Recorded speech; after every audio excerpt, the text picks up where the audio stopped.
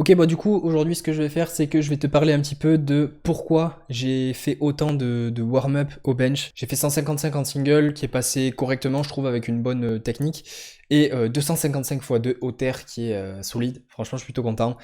J'ai dit, semaine prochaine, 265 x 2. Donc là, je t'ai laissé d'abord juste la séance que j'ai fait sur le SBD, et je vais te parler de pourquoi j'ai fait autant de séries au bench. Alors, en échauffement, je fais tout le temps 70, 100, 120, 140, et après, je fais très souvent, si ce n'est tout le temps, donc 140, 145, 150, 155. Si je monte à 155, je mets ça. Sinon, je m'arrête à 150. La dernière fois, quand je suis monté à 160, j'ai fait ça aussi. J'ai fait ces mêmes barres avant d'arriver à 160. Je pense que pour beaucoup de gens, c'est intéressant de faire ça, donc des petits jumps. Là, 5 kilos sur un bench comme ça, c'est des petits jumps. Surtout quand j'arrive à 140, je pourrais très bien faire 140, 150 et 155. Mais je pense que c'est vraiment pertinent de faire des petits jumps comme ça parce que ça permet de travailler la technique avec du relativement lourd plusieurs fois. Faire des gros jumps, c'est bien parce que ça te permet de potentiellement exprimer ta force à son maximum sans trop te fatiguer. Mais faire des petits jumps comme ça te fait plus d'exposition à du lourd et donc tu vas plus travailler ton mouvement spécifiquement sur du lourd. La force, ça reste quand même une aptitude, je dirais, un skill. Je sais pas comment trop donner un terme en français à ça, mais ça reste une aptitude vraiment spécifique à du très lourd, à du 1 rep, et on peut avoir une très bonne technique sur du 70-80% du max, mais si on n'arrive pas à l'exécuter sur 90-95% et plus, bah en fait, ça sert à rien. On peut avoir la meilleure technique du monde sur du léger, si on n'arrive pas à la mettre en application sur du lourd, on pourra pas mettre du lourd, tout simplement. Et donc la raison pour laquelle j'ai fait toutes ces barres, c'est que j'ai fait ma 140, je me suis senti hyper bien, et c'est pour ça que c'est toujours super important de se filmer. Je vois que mes fesses se décollent de ouf, donc ça veut dire que en fait j'ai un problème dans la technique puisque je ne suis pas au standard. Pour rappel, t'as pas le droit d'avoir les fesses qui se lèvent pendant le mouvement, tu dois toujours avoir les fesses en contact avec le banc, les fesses peuvent bouger mais elles ne doivent pas décoller et tu dois pas voir le jour entre le banc et tes fesses. Et c'est pour ça que je filme depuis cet endroit-là parce que c'est vraiment ce problème-là que j'aurais tendance à avoir au bench. Moi personnellement, j'ai rarement des soucis avec la pose, j'arrive à poser. Bon, ça fait très longtemps que j'ai pas fait une compète, du coup, je saurais pas dire si j'arrive à être au standard de compétition de maintenant, mais en tout cas, la pose c'est ok, le fait d'attendre pour le start c'est ok, le fait d'attendre pour le rack aussi, et donc du coup il faut que je sois vraiment très à l'affût de comment sont mes fesses par rapport au banc, parce que vu que j'ai un sync, vu que j'utilise beaucoup du leg drive quand je remonte, j'ai tendance à avoir les fesses qui bougent, et donc là, les fesses se sont décollées. Je l'ai vu sur la 140, je me suis dit ok, je mets 145 parce que évidemment c'est extrêmement facile, mais je me concentre de ouf là-dessus. Je fais ma 145, les fesses ne se décollent pas, mais du coup, vu que je me concentrais beaucoup là-dessus, un setup un peu moins bon, une moins bonne mise en place, pas aussi à l'aise dans la descente et dans la montée, et du coup je monte à 150, et ma 150 elle est vraiment claquée, genre techniquement elle est mauvaise, des racks à peu près ok, mais à partir du moment où j'ai descendu, où je suis descendu dans le mouvement, j'ai laissé tomber la barre sur mon buste, grosse chute libre, la pose elle était violente, du coup quand j'ai repoussé vers le rack puis vers le haut, c'était vraiment mauvais en fait, et donc je l'ai totalement senti sur le moment, les fesses ne se décollaient pas, donc ça c'est un bon point, et vu que je l'ai senti, je me suis dit ok, elle était nulle, et là c'est ce qui va compter le plus, c'est-à-dire que j'aurais très bien pu m'arrêter là et me dire ok là j'étais à 9, parce que est-ce que j'étais à 9? Oui, là j'avais une rep de plus et encore même pas sûr, au vu de ma technique de merde. Par contre, est-ce que si j'arrive à exécuter d'une meilleure manière, est-ce que je peux faire une barre plus propre? Oui, totalement. Et donc ça, je pense que c'est un aspect vraiment super important dans l'entraînement. C'est pas forcément quelque chose qui est noté sur la prog. Moi, je me suis marqué un single RPE 9. Est-ce que là, je viens de faire un single RPE 9? Oui. Mais au vu du contexte, et c'est là où il faut avoir quand même pas mal de recul sur ce qu'on vient de faire, être honnête avec soi-même. Faut pas se dire, ouais, bon, je vais mettre plus, je l'ai mise groove, je vais mettre plus. Je l'ai pas géré correctement, mais ça va passer pour la prochaine. Non. Est-ce que ça passe vraiment pas correctement parce que tu as eu une mauvaise technique, ou alors est-ce que ça passe pas correctement parce que tu es juste faible aujourd'hui et que tu n'as pas plus? Ça, il faut être capable d'être honnête avec soi-même sur le moment. Mais là, je savais très bien que j'avais une mauvaise technique, donc ce que je fais, c'est que je refais 150 parce que je vais pas augmenter de suite vu que ça m'a pas mis en confiance. Je la refais, je la passe plutôt bien, mais mes fesses décollent un tout petit peu. Beaucoup moins que sur la 140, mais elle décolle un tout petit peu encore. Donc là, je me suis dit, ok, bon là, je me suis senti bien, je sais ce que j'ai fait au niveau de mes jambes quand j'ai poussé, etc. Et je pense que je peux être capable de rectifier ça sur un peu plus lourd. J'ai mis 155, elle est passée très bien avec zéro défaut technique.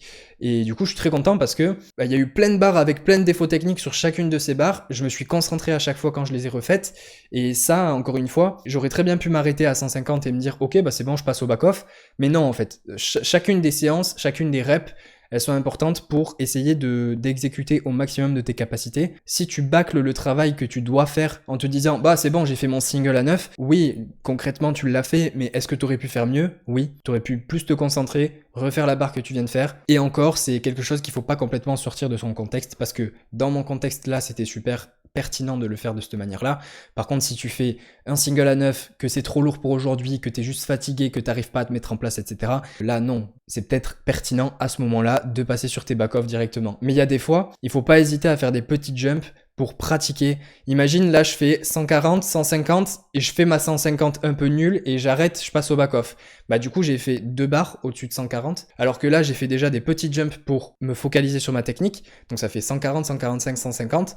Une deuxième fois 150 et 155. J'ai littéralement 3 reps de plus en termes de pratique avec 140 et plus dans mes mains. Et ça, si tu l'additionnes sur 20, 40, 100 séances, bah, ça fait énormément de pratiques supplémentaires qui n'est pas forcément marqué sur une programmation, mais qui est là, c'est réel. T'as passé peut-être 10 minutes de plus sur ta séance et sur toutes tes séances où t'as fait ça, mais du coup, t'as beaucoup plus pratiqué, t'es beaucoup plus à l'aise sur ton mouvement, et donc c'est pour ça que des fois, c'est pertinent de faire des petits jumps, je trouve, parce que tu gagnes du temps, en fait. Donc là, je vais sortir un chiffre un peu de nulle part, mais c'est pour donner une image. Imagine que tu fais ça, ce que j'ai fait sur un an, ça fait que t'as fait peut-être 100 reps avec 140 et plus dans les mains, donc t'as pratiqué 100 fois ce setup, cette mise en place, le fait de sortir la barre, de se placer, de faire attention à tous les paramètres des standards, etc. Et si t'avais fait l'autre option, style 140, 150, t'as fait des jumps un peu plus gros, la 150 elle était peut-être pas convaincante la première fois, mais du coup tu t'es arrêté là, bah peut-être que t'as fait 40 reps dans l'année. Et tu te rends compte que bah, t'es passé à côté de 60 reps single qui sont vraiment super spécifiques à notre sport, donc à la force athlétique. Et au fur et à mesure du temps, bah en fait ça fait la différence. Donc pour une même programmation, là ma programmation elle est pas différente de quelqu'un qui aurait un single à 9 aussi on va dire. Ben en fait j'ai beaucoup plus de pratique. Donc c'est pour ça qu'il y a des fois des choses on peut pas voir au niveau de la prog, et ça va aussi venir de comment la personne fait la programmation. Là je me suis pas marqué un single à 5, un single à 6, un single à 7, etc.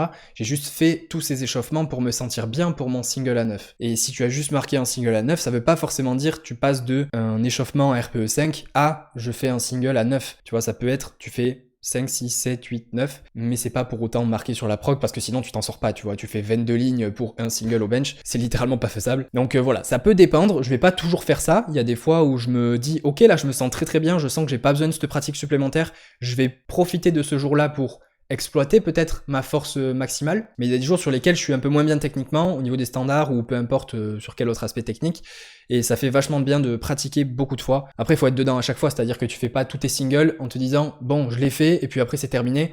Non, tu les fais en ayant toujours cette intention de faire les choses correctement. C'est pas je fais 5 singles et je les bâcle et ça aura le même effet que quelqu'un qui fait 5 singles en se concentrant, en essayant de regarder ce qui pêche sur la vidéo et d'essayer d'améliorer tous ces points techniques quoi. Donc voilà, je sais pas si ça a du sens, en tout cas dans ma tête ça en a. Tout ça pour dire, sur chacune de tes séries, chacune de tes reps, que ce soit pendant l'échauffement, pendant les séries de top set, pendant les back-off, il faut toujours être concentré sur ta technique, toujours regarder ce qui peut potentiellement bien se passer et mal se passer. À part ça, honnêtement, j'avais pas grand chose à dire sur tout ce qui s'est passé cette semaine. Je suis vraiment content du bench parce que, bah, évidemment, j'ai pas repassé 160, mais je vais pas la passer toutes les semaines.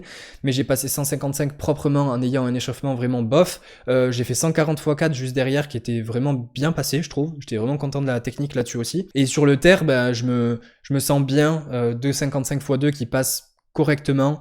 Bon, les gens vont me dire que je suis RPE 6, mais je peux t'assurer que je suis pas RPE 6. Genre vraiment, j'ai l'impression d'être un bon 8,5 sur ma série là. Je vais me la donner pour aller chercher 2,65 x 2 en fin de semaine. Normalement ça devrait passer, de toute manière je vais tout faire pour que ça passe. Et je vais terminer avec le squat qui s'est passé du coup lundi de la semaine 4. Donc en gros je fais mon plus gros squat en début de semaine.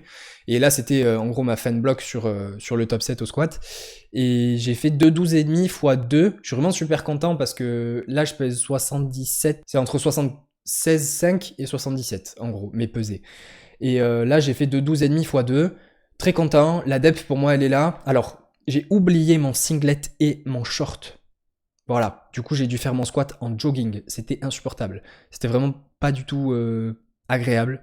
J'avais des repères un peu différents. Mais bon, voilà, on va pas se plaindre pour un jog. Il y en a qui font le taf avec bien pire que ça, donc ça va. Ça changeait quand même un petit peu mes repères sur le squat, mais ça se fait. Et vraiment très content de la technique. Bonne depth, bonne tension. Je sentais que j'étais capable de pousser dans la difficulté. La barre, il n'y a pas eu d'avant-arrière. J'étais vraiment sur une bonne trajectoire.